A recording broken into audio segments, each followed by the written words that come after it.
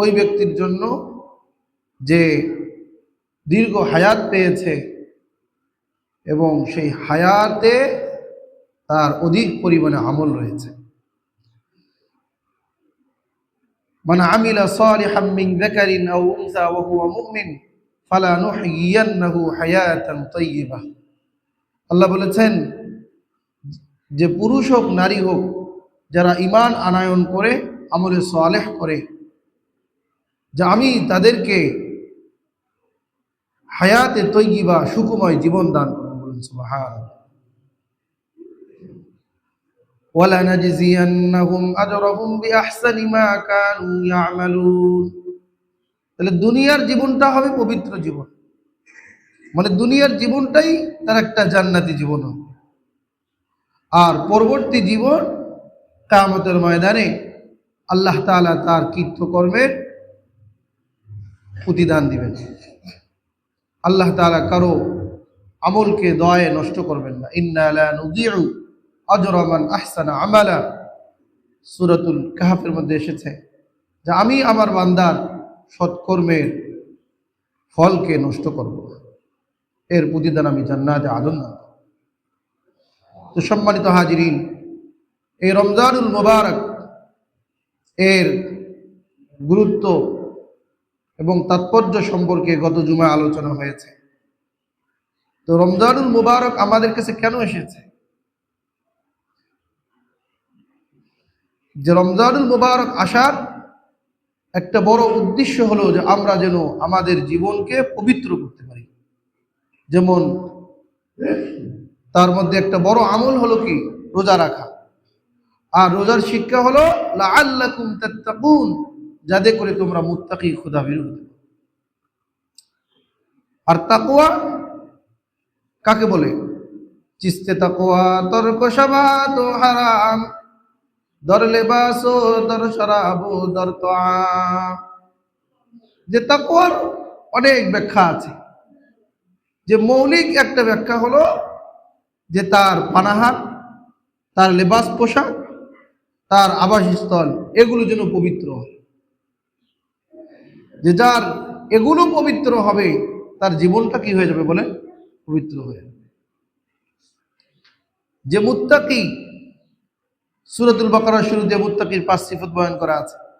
সেখানে তার জীবনে ঈমান বিল গায়ব, আল্লাহ তাআলার প্রতি যেরকম বিশ্বাস থাকতে হবে, নামাজের গুণ থাকতে হবে, আল্লাহর রাস্তায় ব্যয় করার গুণ থাকতে হবে, পূর্ববর্তী বর্তমান সমস্ত কিতাবের উপরে বিশ্বাস থাকতে হবে। এরপরে সে সফল কাম, সে মুত্তাকি। তো যাতে করে আমরা মুত্তাকি হতে পারি, খোদাভীরু হতে পারি, আল্লাহর ভয় আমাদের অন্তরে চলে আসে। তো এই যে রোজা, রোজা দুই প্রকার হয়ে গেছে। একটা হলো শুধু রমজানের রোজা, আর একটি হলো আমাদের জীবনের রোজা। রোজার অর্থ কি? বিরত থাকা। যে বললাম এগুলো পবিত্র হতে হবে এবং আল্লাহর জন্য বিরত থাকতে হবে। কিসের থেকে? পানাহার থেকে, স্ত্রী সহবাস থেকে। মানে নিজের আত্মাকে পরিশুদ্ধ করার জন্য, যে এই আত্মাকে পরিচর্যা করা যাবে না। বিনোদন, আনন্দ, ভোগ বিলাস এগুলোর মধ্যে মত্ত হওয়া যাবে না, এগুলোর থেকে বিরত থাকে। তো রমজানের রোজা চাঁদ উঠার পরে শুরু হয়েছে, আবার ঈদের দিন শেষ হয়ে যাবে।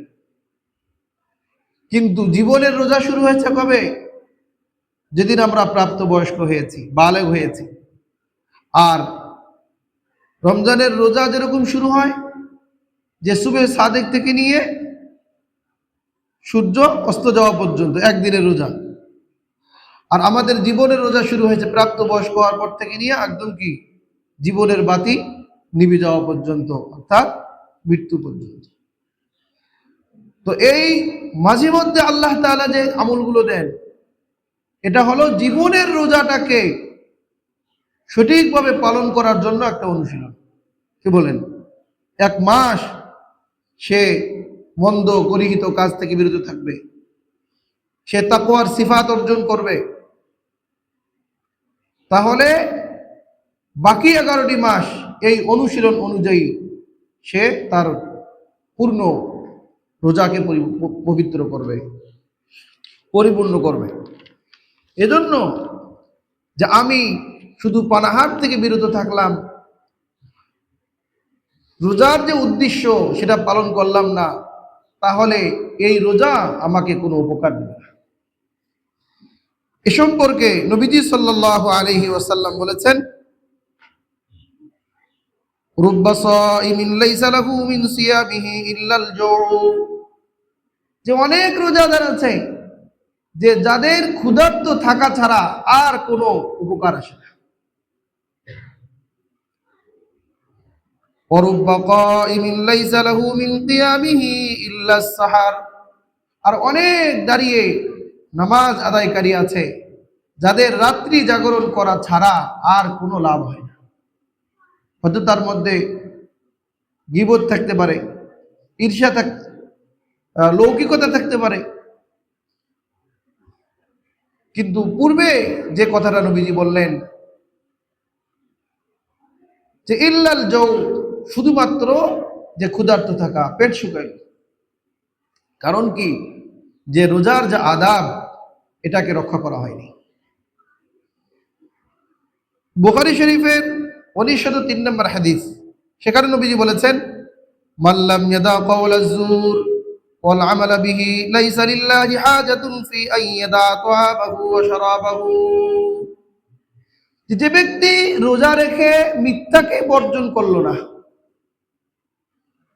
কি বর্জন করলো না বলেন? মিথ্যা।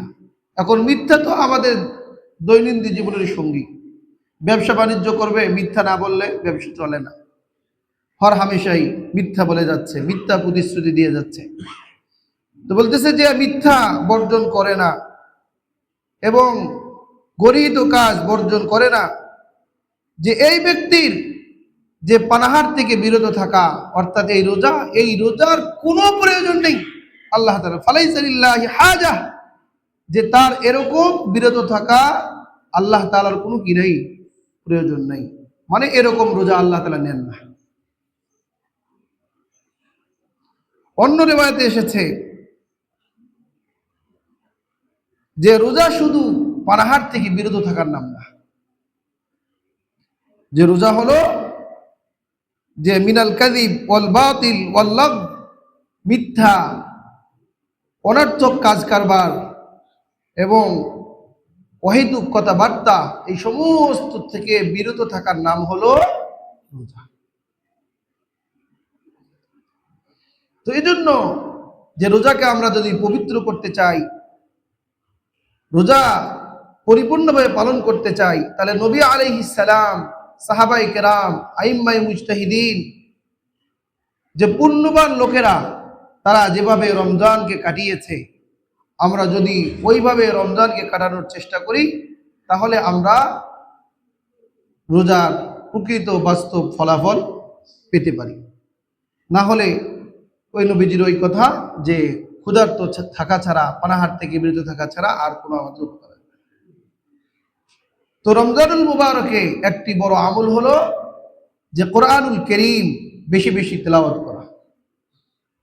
কারণ এই রমজানুল মুবারক দামি হয়েছে, তার একটা উল্লেখযোগ্য কারণ হলো এই রমজান মাসে কোরআনে কারীম কি হয়েছে বলে, অবতীর্ণ হয়েছে।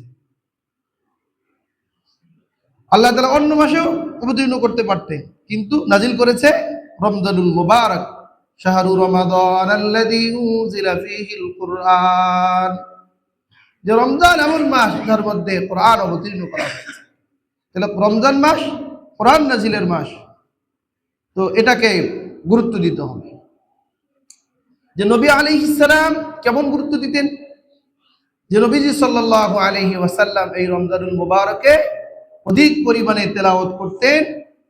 এমন কি বিশেষ করে এই রমজানুল মুবারকে জিবরিল আলাইহিস সালাম নবীজির কাছে আসতেন।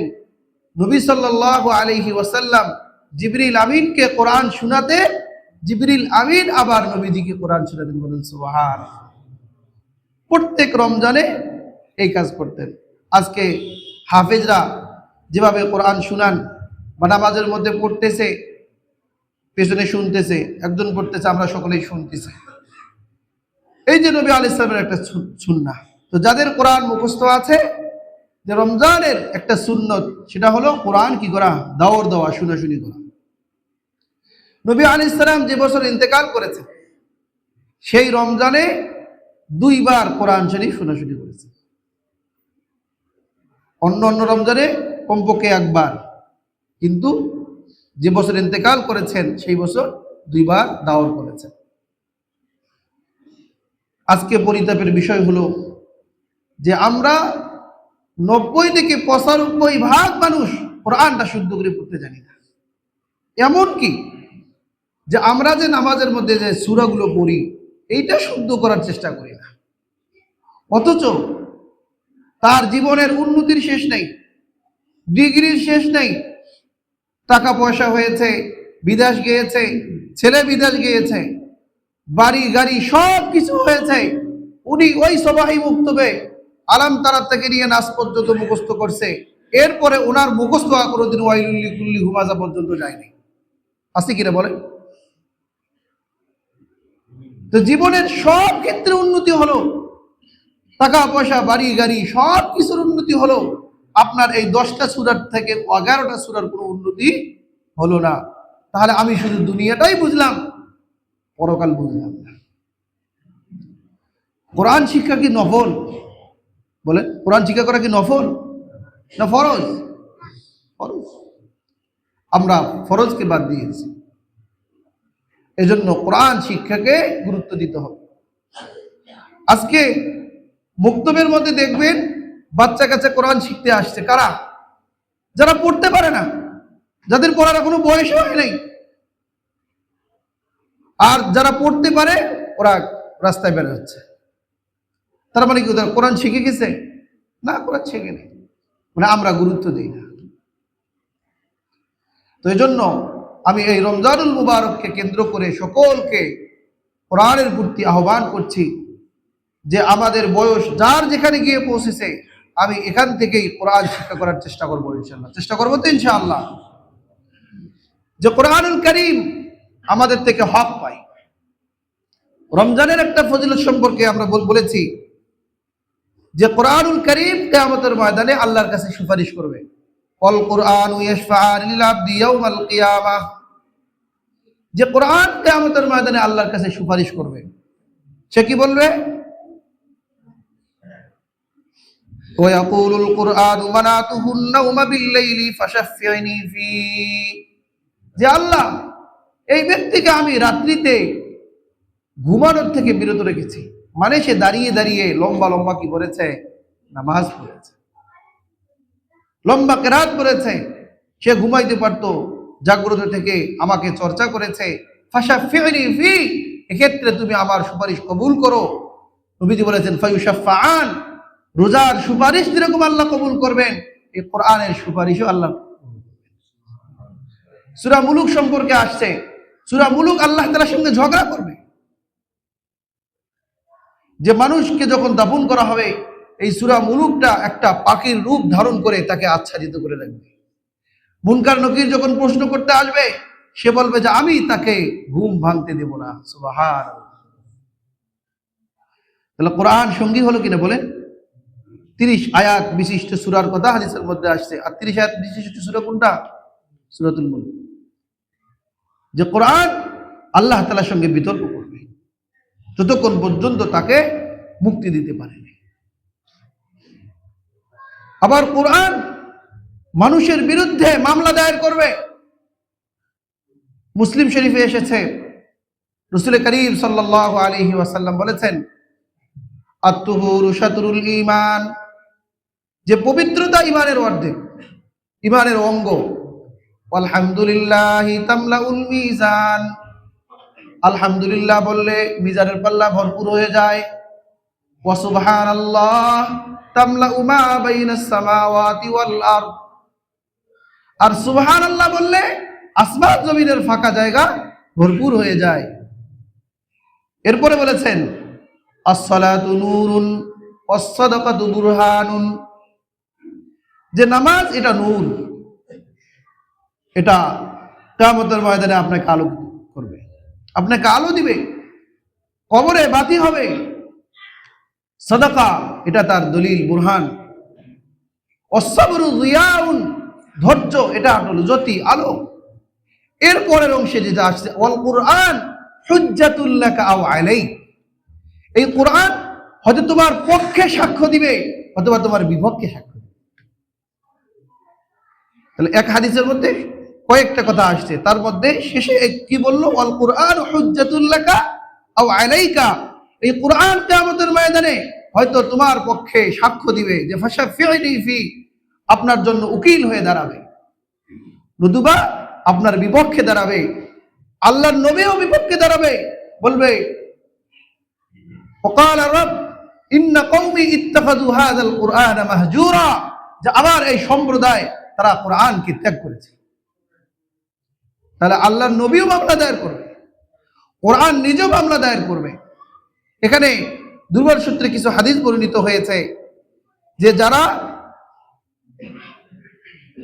প্রত্যেক দিন কিছু হলেও কোরআনে কারীম পড়ে না, কোরআনের হক আদায় করে না, যে কিয়ামতের ময়দানে এই কোরআন তাদের বিপক্ষে সাক্ষ্য দেবে।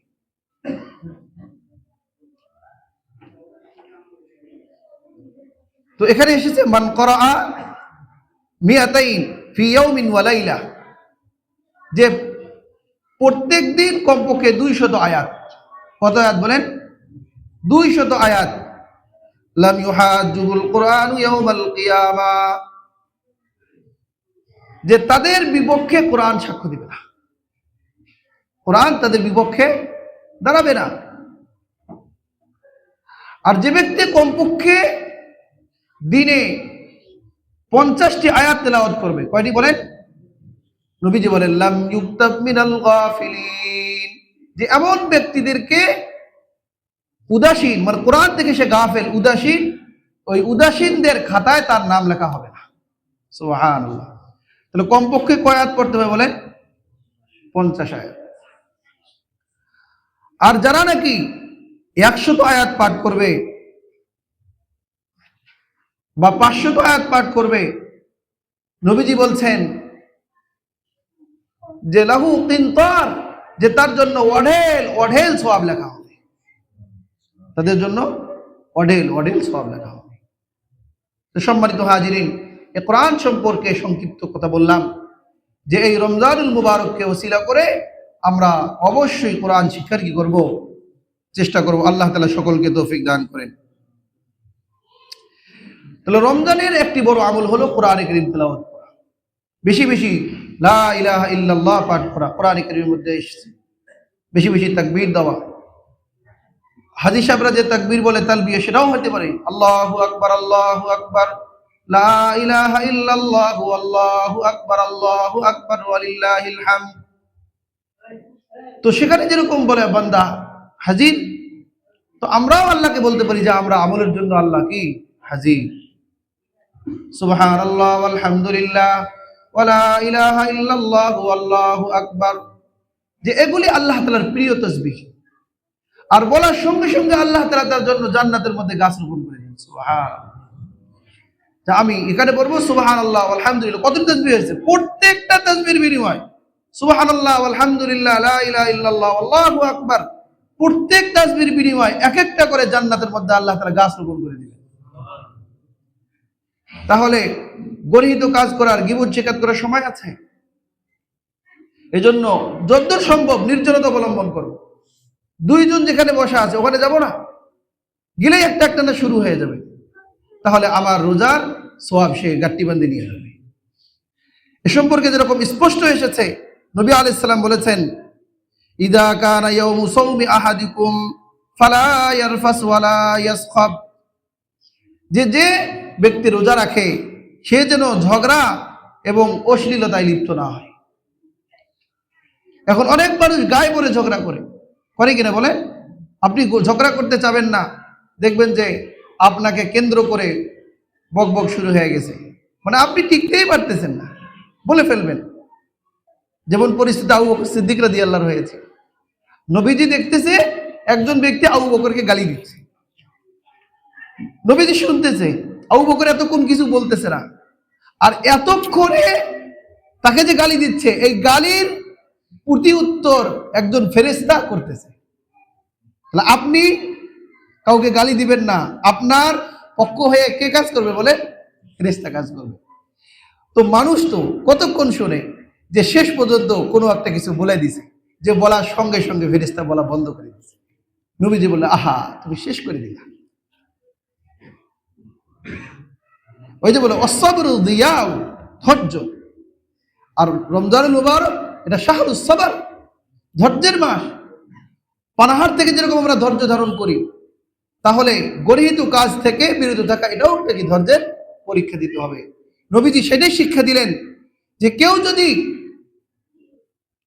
যে ফাইন সাব্বাহু আহাদুন, যে কেউ যদি রোজাদারকে গালি দেয়, আও কাতালাহু, অথবা তার সঙ্গে ঝগড়া করে, এখানে কাতালা মানে হত্যা করা না, ঝগড়া করা।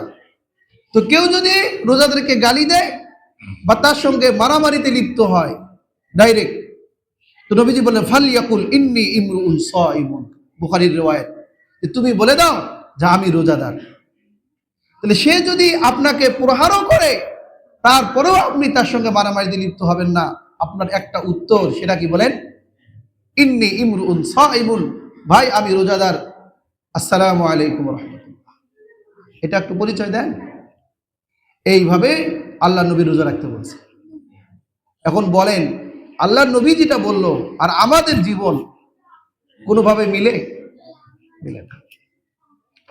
যে এই অনুশীলনের সাথে যদি আমরা রোজা রাখি, তাহলে হবে আমার রোজা, ওই যে জীবনের রোজা। এই সিফাতের সাথে না হলে আমাদের রোজা হবে না। এখন জরুরি কয়েকটি মাসালা শুনি। 1 নম্বর মাসালা হলো যে নিয়ত সম্পর্কে, যে 30টা রোজা 30টা নিয়ত করা ফরজ। যে সারা মাসের নিয়ত একদিনে করলে হবে না, আর নিয়তের উপরে নির্ভরশীল। মনে করেন একজন মানুষ 24 ঘন্টা ঘুমাইতেছে, সে পানাহার স্ত্রী সহবাস থেকে বিরত থাকছে কিনা, তার কি রোজা হয়েছে? ওটাকে রোজা বলা হবে? বলে কেন? সে কি করে নাই? নিয়ত করে। আর নিয়তটা কতক্ষণ পর্যন্ত করা যাবে? যে রাত্রিতে নিয়ত করা উত্তম,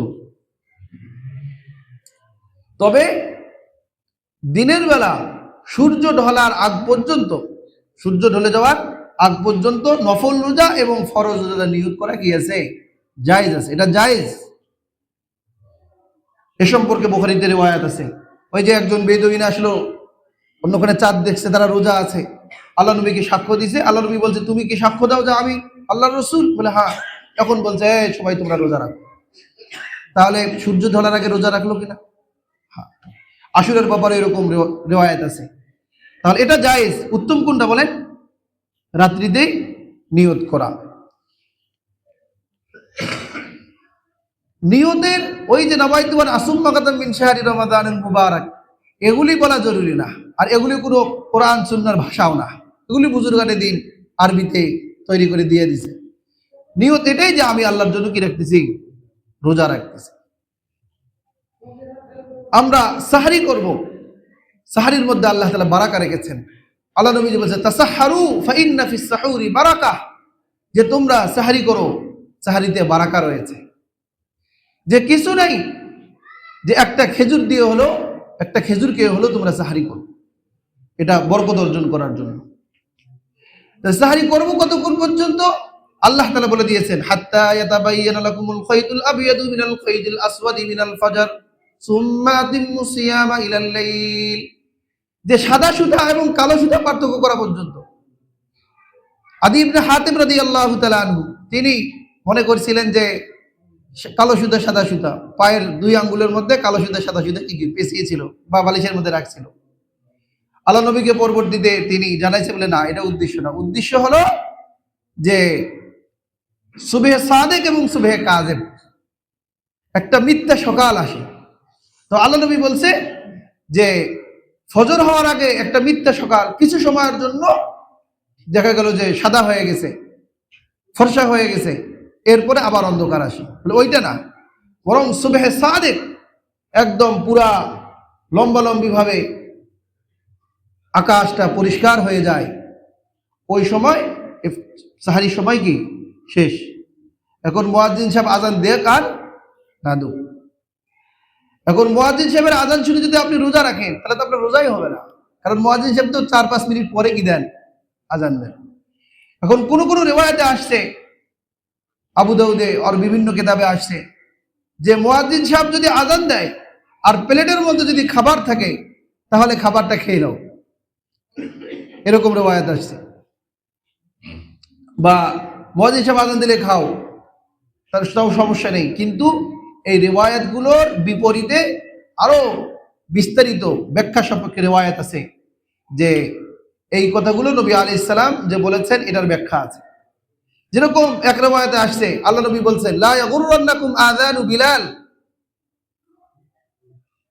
ওয়ালা হাদা সুবহ, যে বিলালের আজান এবং এই সকাল যেন তোমাদেরকে ধোঁকায় না ফেলে। তার মানে যে বিলাল রাদিয়াল্লাহু তাআলা আনহু তিনি সুবহে সাদিক হওয়ার পূর্বে একটা আজান দিতেন, তাহাজ্জুদের আজান, মক্কা শরীফে যেরকম হয়। তো এই আজান শুনে তো খাওয়ান বন্ধ করার দরকার নেই, খাইতে থাকেন। কিন্তু এরপরে রিওয়ায়াতে আসছে, ওই রিওয়ায়াতের শেষ অংশে, যে যতক্ষণ পর্যন্ত আব্দুল্লাহ ইবনে উম্মে মাকতুম রাদিয়াল্লাহু তাআলা আনহু আজান না দেন, তিনি তো অন্ধ ছিলেন, যে তিনি বাড়ির ছাদের উপরে থাকতেন, মানুষ বাড়ির ছাদের উপরে চড়ে ওই সকাল দেখতো, তখন বলতো এই মুয়াজ্জিন সাহেব এখন ফজর হয়ে গেছে, আজান দিয়ে দাও, তখন তিনি কি দিয়ে দেন, আজান দিতেন। তাহলে এখানে স্পষ্টভাবে চলে আসলো যে ফজর হয়ে গেলে কি দেওয়া যাবে, কি খাওয়া যাবে না, সাহারি করা যাবে না, এর 2-4 মিনিট আগেই শেষ করতে হবে। যারা পান খেয়ে ঘুমায় গেছে, পান মুখে দিয়া, পান মুখে না দিলে ঘুম আসে না, সাহারি করে পান খেয়ে ঘুমায় গেছে, পরে কি অবস্থা হবে, এজন্য এই কাজ করা যাবে না। আর দ্বিতীয় কথা হলো যে হাদিসের মধ্যে যদিও বলা হলো যে খাবার প্লেটে থাকলে খাই দিয়ে থাকেন, মুয়াজ্জিন সাহেব আজান দেও, মুয়াজ্জিন সাহেব তো অনেক পরে আজান দিছে। তো কোরআনের মধ্যে যেহেতু স্পষ্ট আসছে, তো কোরআন যখন কোনো বিধান স্পষ্টরূপে বর্ণনা করে, ওই ক্ষেত্রে উসুলবিদদের, ফুকাহাদের মূলনীতি হলো যে হাদিসের উপরে আমল করা যায় না, তখন ডাইরেক্ট কোরআন অনুযায়ী কি করতে হয়, আমল করতে হয়। তো সুতরাং সুবহে সাদেকের পরে কোনোভাবেই খাওয়া যাবে না। ইফতার করার ক্ষেত্রে নবীজি বলছেন যে আজ্জিলুল ফিতর, তোমরা দ্রুত ইফতার করো, যে আমার এই উম্মত যতদিন পর্যন্ত তাড়াতাড়ি ইফতার করবে ততদিন পর্যন্ত আল্লাহ তাআলা এই উম্মতের মধ্যে কল্যাণ বাকি রাখবে। এই কিছু আছে আহলে কোরআন, এরা ওই যে কোরআনের মধ্যে বলছে যে আতিম্মুস সিয়ামা ইলাল লাইল, তোমরা রোজাকে রাত পর্যন্ত পূর্ণ করো। আর রাত কাকে বলে? অন্ধকার আসলে রাত হয়। তো এজন্য ওই ইহুদি খ্রিস্টানরা এই কাজটা করে। তো আল্লাহ রসুল তাদের বিরোধিতা করার জন্য বলছে যে আমার উম্মতের কল্যাণ এটাই, তাদের বিরোধিতা করা। সুতরাং সূর্যাস্ত গেলেই তারা কি করবে? ইফতার করবে। ওই আহলে কোরআনরা তারা তাড়াতাড়ি ইফতার করে না, বরং দেরিতে ইফতার করে। ওদের কাজ ইহুদি খ্রিস্টানদের, কারণ তাদের কাজ করবে, ওরা তো ইমানদারই না, ওদের বেঈমান। রোজা রাখলে কি আর না রাখলে। এজন্য আমরা তাড়াতাড়ি ইফতার করার চেষ্টা করব। সময় হয়ে গেছে, মুয়াজ্জিন সাহেব আযান না দিলেও সমস্যা নেই, আপনি সময় বুঝে দেখছেন ইফতার শুরু করে দেন। কি কি কারণে রোজা ভেঙে যায় এবং কি কি কারণে রোজা ভাঙে না, আমরা যদি মূলনীতির আলোকে জানি যে মানুষের শরীরের মধ্যে যে ছিদ্র পথ আছে 3 ধরনের। একটা হলো যে প্রাকৃতিক পথ, যেরকম নাক, কান, গলা, পেশাব পায়খানার রাস্তা, এগুলো, যে এই পথগুলো দিয়ে যদি কোনো কিছু খাবার, পানীয় বা ওষুধ যা কিছু হোক পাকস্থলীতে গিয়ে পৌঁছিয়া স্থির হতে হবে, তাহলে তার রোজা নষ্ট হয়ে যাবে। তা প্রাকৃতিক পথ। আর একটা হলো কৃত্রিম পথ, সেটা হলো মানুষের শরীরের মধ্যে কোনো জখম হয়ে গেল, ঘা হয়ে গেল, তো এর মাধ্যমেও যদি মাথার মধ্যে জখম হলো, তো এটার সাথে পাকস্থলীর সম্পর্ক আছে। তো ওখানে এইভাবে ওষুধ যদি পেটের মধ্যে চলে যায়, তাহলে তার রোজা কি যাবে? ভেঙে যাবে। আর একটা হলো যে লোমকূপ, আমাদের যে পশম আছে, পশমের গোড়া দিয়েও পানি চুয়ে চুয়ে যায়, কিন্তু এইটার সাথে পাকস্থলীর কি নাই, সম্পর্ক নাই। যার কারণে যে কেউ যদি ঠান্ডা অর্জন করার জন্য নিজেকে সতেজ রাখার জন্য ঝর্ণার নিচে বসে থাকে, শরীরটা শুকনো ছিল সতেজ হয়ে গেছে, তো এর কারণে রোজা নষ্ট হবে না, মাকরু হবে না, কোনো সমস্যা নেই। তাহলে বুঝতে পারলাম তো। তাহলে পাকস্থলীতে গিয়া সেটা যদি স্থির না হয়ে আবার ফিরে আসে তাহলে তার রোজা নষ্ট হবে না। যেরকম ধরেন কেউ কোনো একটা কিছু বুকের ভেতরে ঢুকাই দিল, প্রয়োজনে ঢুকায়, যেরকম ইন্ডোস্কোপি করার জন্য পাইপ ঢুকাই দেয় না মাথার মধ্যে বাল্ব লাগাই দিয়া, তো সেখানে দেখার জন্য যদি পাইপ ঢুকাই দিল আবার সেটাকে বের করে নিয়ে আসলো, তা সেটা তো পেটে গেছে, কিন্তু রোজা ভাঙবে না। কেন? ওটা স্থির হয় নাই, গিয়ে থাকে নাই। হ্যাঁ, একটা বিষয় হলো ওই পাইপের সাথে যদি কোনো কেমিক্যাল ব্যবহার করে, ওষুধ ব্যবহার করে পিচ্ছিল হওয়ার জন্য, তাহলে সেটা তো পেটে থেকে যাবে, গলা লেগে যাবে, তখন কিন্তু রোজা ভেঙে যাবে। অনেকের হাঁপানির রুগী আছে ইনহেলার ব্যবহার করে, যে ইনহেলার যদি কেউ ব্যবহার করে সেখানে যেহেতু তরল পদার্থ কি আছে, বস্তু আছে, তখন রোজা ভেঙে যাবে। রোজা থেকে ইনহেলার ব্যবহার করা যাবে না। বলে বিড়ি সিগারেট খাওয়া যাবে, বিড়ি সিগারেট খাওয়া যাবে। হ্যাঁ, যারা এগুলি করবে তাদের রোজা কাজা এবং কাফারা দুইটাই দেওয়া লাগবে। বলে শুধু রোজা ভাঙবে না, কাজা কাফারা দুইটাই দিতে হবে। এছাড়া তাহলে আমরা মূলনীতির আলোকে জানলাম যে কোনো কিছু গিয়ে পাকস্থলীতে পৌঁছতে হবে। তাহলে আর অন্য কিছু যদি পাকস্থলীতে ঢুকে না যায় কিন্তু শরীরে পুশ করে দেওয়া হচ্ছে, তাহলে রোজা ভাঙবে না। যেরকম ইনজেকশন দেওয়া, ইনজেকশন দিলে সেটা পাকস্থলীতে যায় না, গোস্তের মধ্যে যায়, রগের মধ্যে যায়, তো ইনজেকশন দিলে রোজা ভাঙবে না।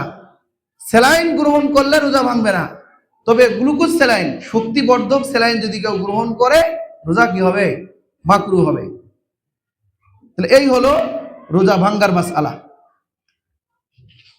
যে তাহলে আরেকটা মূলনীতি হলো যে উযু ভঙ্গের কারণ এবং রোজা ভঙ্গের কারণের মধ্যে একটা পার্থক্য হলো যে রোজা হলো ভিতরে গেলে ভেঙে যায়, আর উযু হলো কি ভিতর থেকে বের হলে ভেঙে যায়। আব্দুল্লাহ ইবনে আব্বাস রাদিয়াল্লাহু তাআলা আনহু এই মূলনীতি বয়ান করেছেন।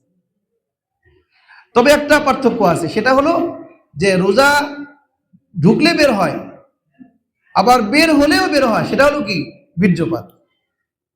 সেটা বিশেষ সহবাসের মাধ্যমে হোক বা হস্তমৈথুনের মাধ্যমে হোক, যে কোনো মাধ্যমে।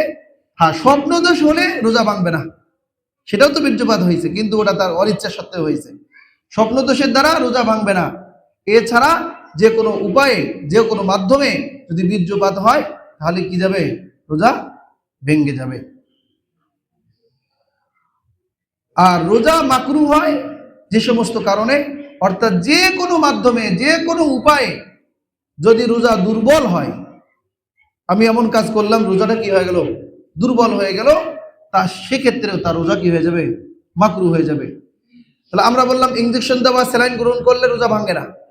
তাহলে রক্ত দেয়া নেয়া করা যাবে কিনা? বলে রোজা থেকে রক্ত দেয়া নেয়া করা যাবে, কারণ সেটা কোথায় যাচ্ছে না? পাকস্থলীতে যাচ্ছে না। তবে যার থেকে আমরা রক্তটা নিচ্ছি, তো রক্ত নেয়ার কারণে তার শরীর যদি বেশি দুর্বল হয়ে যায়, তো তখন তার রোজাটা কি হয়?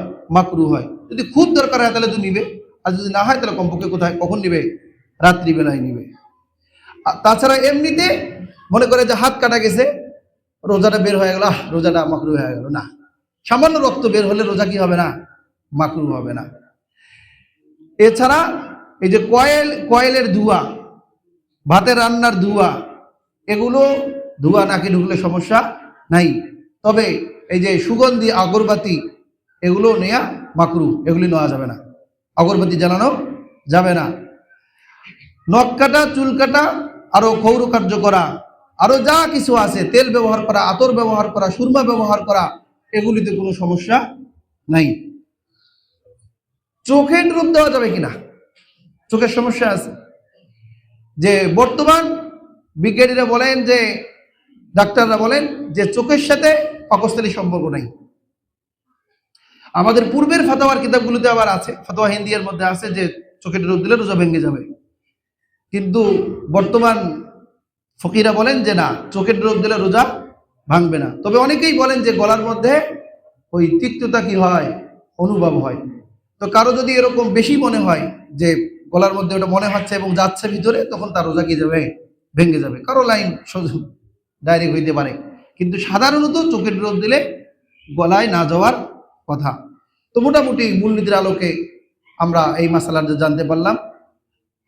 তো সম্মানিত হাজিরিন, তো রমজানুল মুবারক যেহেতু আমলের মাস, আর এই আমল ছোট বড় নারী পুরুষ সবার জন্য, কি বলেন? আজকে আমরা যারা বড়রা আছি তারা শুধু নামাজ পড়বো, বাচ্চা নামাজ পড়বে না, এরকম কথা আছে? 7 বছরে তো তাকে নামাজ পড়ার নির্দেশ দিতে বলা হয়েছে, 10 বছরে তাকে পিটন দিতে বলা হয়েছে। একটা 7 বছরের বাচ্চা কতটুকু, কি বলেন? তো এই জন্য বাচ্চারা তো বাবার সঙ্গে বেড়াবে, মসজিদে আসবে, এটা দরকারও। যদি আজকে বাচ্চারা আমাদের পিছনে কিচির মিচির না করে, তাহলে বুঝতে হবে যে আগামী প্রজন্ম এগুলি সব বেনামাজি হবে, যেরকম হয়ে গেছে হচ্ছে। গ্রামগঞ্জের মসজিদে যাবেন, সব বুড়া মানুষ, যুবকও নাই ছেলেও নেই, আছে কিনা বলেন? ও এলাকার মধ্যে শুধু বুড়া মানুষদের উপর নামাজ ফরজ হয়েছে, এরকম। কারণ হলো যে আমরা ওদেরকে নিয়ে আসি না। এজন্য এই ছেলেরা যদি আমাদের মসজিদে আসে, তাহলে তাদের সঙ্গে খারাপ আচরণ না করা। আজকে যদি তাকে ধমক দেই, সে যদি মনে করে মসজিদে গেলে মানুষ ধমক দেয়, মসজিদ যাওয়া যাবে না, তাহলে আপনি তাকে ইবাদত থেকে বিরত রাখার একটা কারণ হল। হ্যাঁ, এত ছোট বাচ্চা নিয়ে আসা যাবে না যে পবিত্রতা সম্পর্কে, সে নামাজের ভালো মন্দ সম্পর্কে বুঝে না, নামাজের মধ্যে বাবা বাবা করে চিল্লাচিল্লি শুরু করে দেয়, তাই না? এতটুকু তার হুঁশ জ্ঞান নেই। এদেরকে আবার মসজিদে নিয়ে আসতে কি আছে? নিষেধ আছে। এই যে এরকম বুজুর্গ, তো এত ছোট মানুষ নিয়ে আসা যাবে না। বলছি কি 5-7 বছর, 7 বছরের অনুশীলন কথা আছে। তো এরকম বয়সের ছেলেরা আসবে। এবং যদিও হাদিসের মধ্যে বাচ্চাদের কাতার আগে না, শ্রেণী বিন্যাসের ক্ষেত্রে বলা আছে ইউসফুর রিজাল সুম্মা সুবিয়ান সুম্মাল খুনাসা সুম্মান নিসা, যে আগে পুরুষদের কাতার হবে, তারপরে বাচ্চাদের কাতার হবে, তারপরে হিজড়াদের কাতার হবে, তারপরে মহিলাদের কাতার হবে। আগেকার যুগে এরকম ছিল। তো এখনকার বাচ্চারা যদি দুষ্টুমি করবে, এজন্য উত্তম হলো যে মাঝে মধ্যে ওদেরকে ঢুকায় নেওয়া, 2 জনকে একসঙ্গে না রাখা। এইভাবে করে আমরা তাদেরকে মসজিদে উদ্বুদ্ধ করব আসতে, এবং কেউ তাদের সঙ্গে খারাপ আচরণ করব না। এতে দেখা যাবে যে তার বাবারও মন খারাপ হবে, সে সমাজেই থাকবে, করবে কিনা বলেন? হ্যাঁ, একটু যদি সামান্য ডিস্টার্ব করে এটা আমরা মেনে নিব, তবে একদম বড় ছোট, বেশি ছোট বাচ্চা আমরা নিয়ে আসবো না। রমজানুল মুবারক যেহেতু প্রত্যেক আমলের বদলা আল্লাহ তাআলা 10 গুণ থেকে নিয়ে 700 গুণ পর্যন্ত বাড়ায় দেন, এজন্য দান সাদাকা বেশি বেশি করা দরকার। প্রত্যেক দিন কিছু কিছু দান খয়রাত করা দরকার। মানুষকে ইফতার করানো দরকার। যাদের আল্লাহ তাআলা অর্থ সম্পদ দিছে, যতটুকু দিছে ওখান থেকে করান। অনেকের বাপ মা ইন্তেকাল করেছেন, তাদের নামে আমরা ইফতার করাই। তাহলে সমাজের মধ্যে যারা গরিব দুঃখী আছে, তারা যেন কেউ ইফতার না খেয়ে দিন পার না করে, এটা আমরা খেয়াল করবো ইনশাআল্লাহ। পাশাপাশি অনেক দিনই মাদ্রাসা আছে, সেখানে ছাত্ররা